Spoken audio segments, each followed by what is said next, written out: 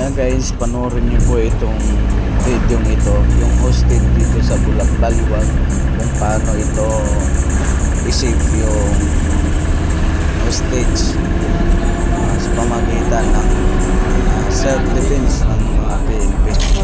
Ito yung talagang ginamit yung self-defense ng PNP dito para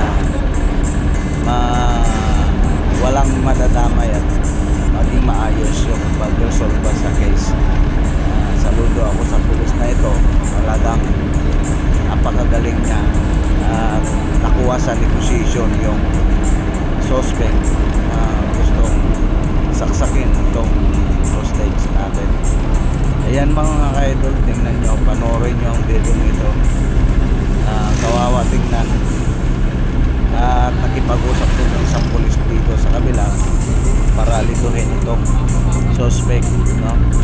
At itong yung pulis nakatago dito sa likod.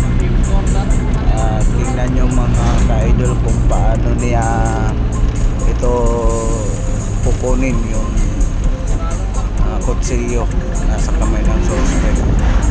Ayan. Ayan mga ka-idol, oh. Panoorin nyo yung mga ka-idol. Tingnan mga ka-idol, biglang susulpot yung pulis dyan na tutuputin yung hawak niyang kutsilyo.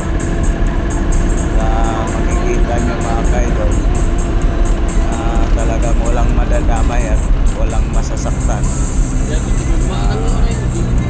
Itong tao na to mga ka-idol, parang nadesperado na ito, baka may problema sa utak, baka nakadruga na naman ito, kaya dahilan bakit ginawa niya yan o nagkaroon ng magana. Yan o, talagang sud-sud talaga o. Grabe, malupit mga ka-idol. Nagaling, ang galing mga pulis. Ito po rin mga kababayan, nandyan na nga pulis, bubugin pa. Wala talaga. Mumugbog lang na walang kalaban-laban. Nung may hawak, hindi naman maragada itong mga taong ito.